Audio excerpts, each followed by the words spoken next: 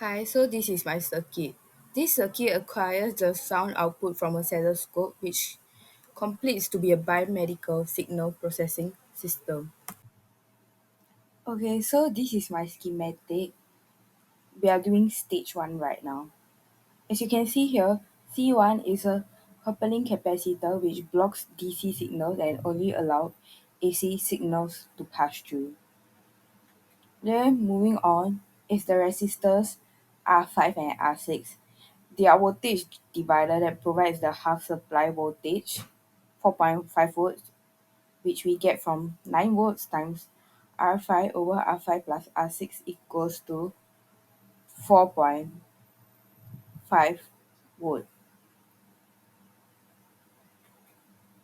It helps to work at this helps it to work as a single supply mode. VDR also acts as a level shifter to shift the waveform upwards so it will not be cut as the input voltage is 9 volts. Moving on is the IC1A, which is of the T1072. It, it is a dual low noise JFT op amp.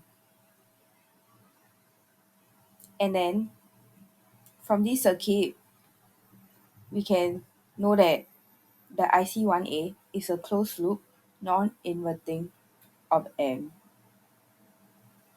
Then looking at R2 and R3, C2 and C3, we know that they are active band pass filters.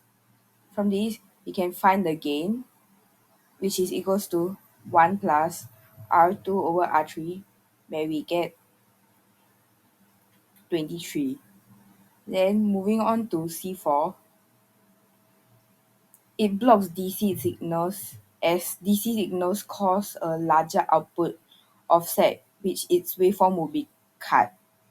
Hence, C4 only allows AC signals to pass through. It's also a coupling capacitor, so it's the same as C1. So as you can see from the table, as the frequency increases, the gain increases too until a maximum of 22.5, where the decibel is 27. So based on my frequency response curve, when it's minus 3 decibels is 24 decibels. So FL will be 20 Hz and FH will be 1.1 kilohertz. So my bandwidth will be 1080 Hz. Okay, so this is my circuit. Then my frequency, I set to 100 Hz from my function and then my amplitude 200 millidB. Then my red wire, I connect to TP checkpoint 1 and then my black wire to ground. Then my power supply, the wire is connected to red wire is connected to 5 volt and then my black wire is connected to ground. Then my oscilloscope. CH1 is connected to TP checkpoint 1 and then ground. Then my CH2 is connected to TP checkpoint 2 and then ground. And then this is my readings. So VPP in is 208 millivolts and VPP out is 4.48 volts. Next, I change it to 1 kilohertz. And then it's all the same connections. Now let's look at the reading.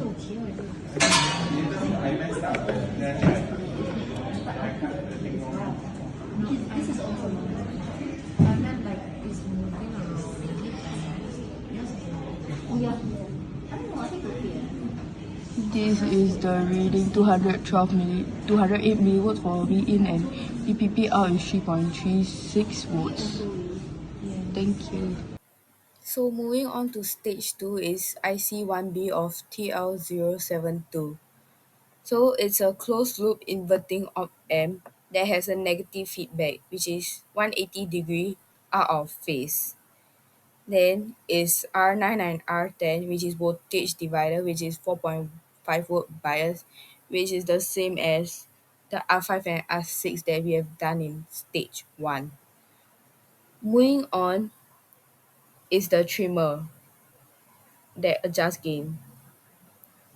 With the trimmer, the voltage gain can be adjusted by turning the trimmer to get a desired output. And C4 blocks DC signals. Okay, so I set my function then to 100 Hz and 200 mVpp. Then my function gen, I connected to my positive side of the first capacitor. Then my black wire to ground. Then my power source is set to 9 volts. Then it's connected to PCC and then ground. Then my CH1 is connected to TP checkpoint 2 and ground. Then my CH2 is connected to TP checkpoint 3 and then ground. This is my readings. And then let me adjust my trimmer.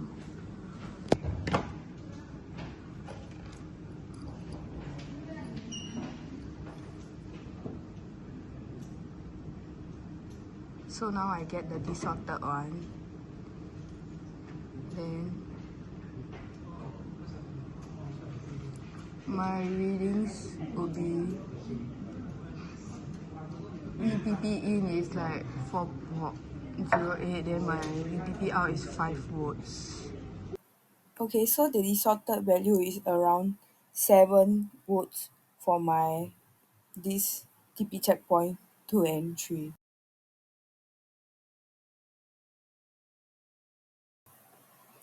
Okay, so now it is the same connection and everything. Now I would set my function gen to 1 kilohertz, and these are my readings. My VPP in is 3.32 volts and my V out is around 6 volts. This is for the sine wave. Okay, so now after distortion, my VPP in will be 2.00 volt and my V out is around 8 volts. So these are my values after distortion. Turning the trimmer, we can see how it affects the output waveform, and as I adjust the trimmer, the waveform will be amplified and at some point become saturated and cut off. Okay, so now this is stage 3. Where C5, it blocks DC signals and allows AC signals to pass through. Moving on is our resistors R11 and R12 that are each 10K, which acts as a 4.5 volt bias. It is also acts as a level shifter to make sure no output is being clipped. In this circuit, IC2A of TL072 can be configured as a Sallen key second order low pass filter, and it is made up of two low pass networks. C7 provides feedbacks. It also allows low frequency to pass through while filtering out the high frequency. Then moving on to C8, it is similar to C5. It blocks out DC signals and allow AC signals to pass through at the output TP checkpoint 4. So this is the measurement of TP4.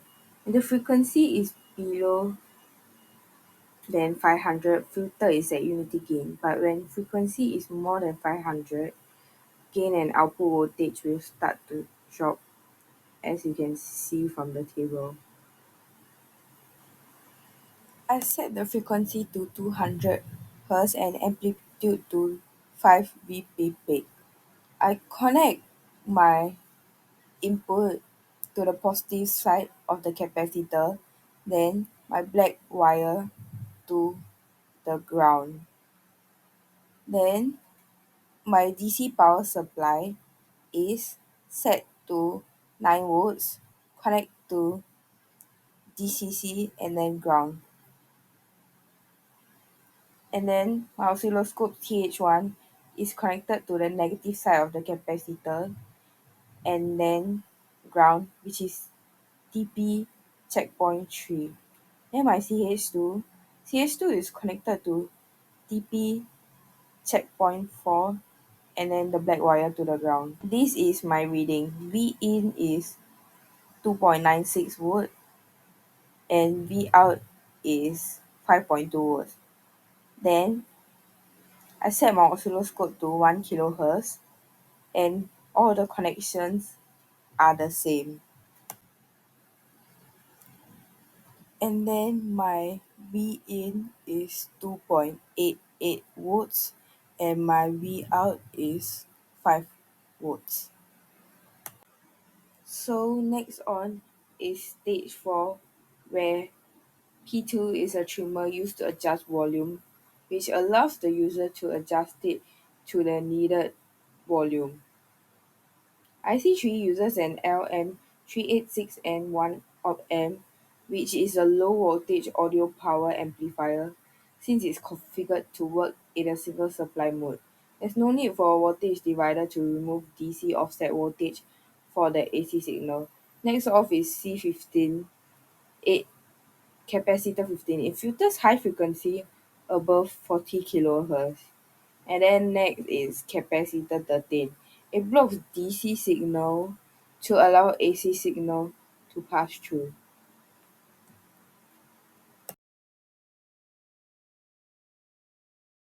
So I set my function length to 200 Hz and 200 millimeter peak. Then my red wire goes to my input signal, which is the positive side of the capacitor, and then my black goes to the ground. Then my BC power supply set to 9 volt goes to 5 volt and then ground. Then my oscilloscope CH1 goes to TP checkpoint 4 and then ground. Then my CH2 goes to TP checkpoint 5 and then ground. This is my readings. My VPP in is 200 millivolts and then my VPP out, I do distortion. Before distortion is around 5 volts. And then after distortion, VPP out is 7.8 volts. Then it's going back to the sine wave. Okay, I set my function gen to 1 kilohertz and 200 milli VPP. Then all my connections are the same. Then this my readings. My V in is 200 millivolt and then my V out, which is yellow, I will show distortion. This my distorted value around 7.86 volts. Then this is changing to sine wave. Then my sine wave is around 7 volts, 7.2.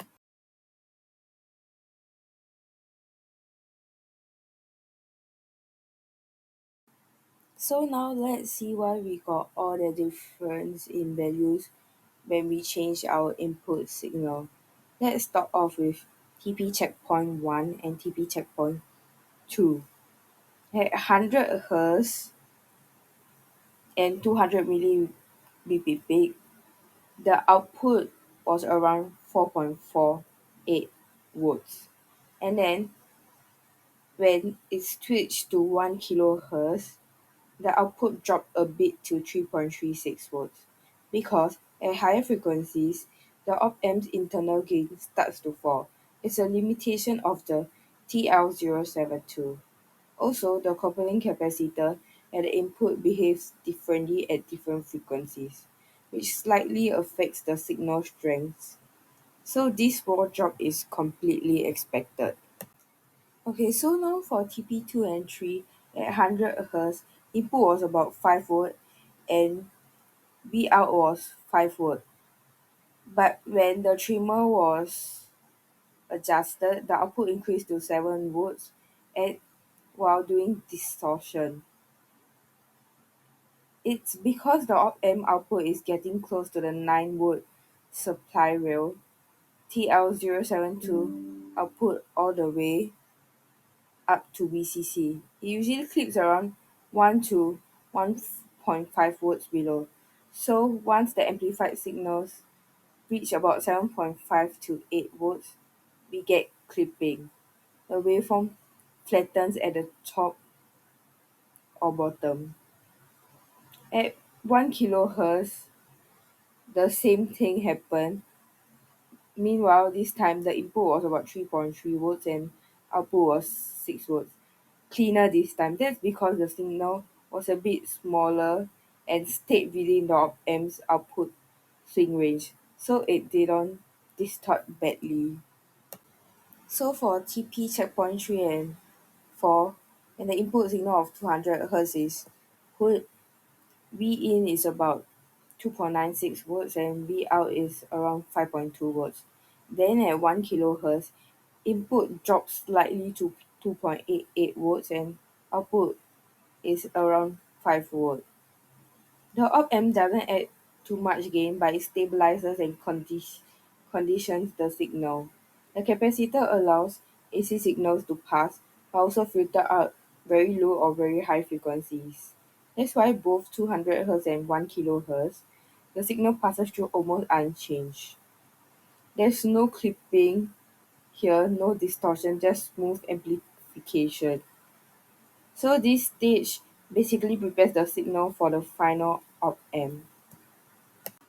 Okay, so for TB checkpoint 4 and 5, for the signal set at 200 Hz, it is V in equals to 200 millivolt and V out is 5 volt, pre distortion, and it gives around 8 volts after distortion kicks in. Similarly, for 1 kilohertz, V in equals to 200 millivolt and V out equals to around 8 volts after distortion, and before distortion is around 6 volts. The final op-amp stage gives a high final gain, but due to the power supply limit of 9 volt, the op-amp can't output more than 8 VPP. Once the gain pushes V out past that, the waveform clips or flattens. We see distortion. At 1 kHz, similar behavior. Initial clipping, then if input reduces or gain is trimmed, the signal cleans up and stays below saturation. Concluding this, final stage shows maximum voltage swing possible before clipping. This demonstrates the rail-to-rail limit of TL072.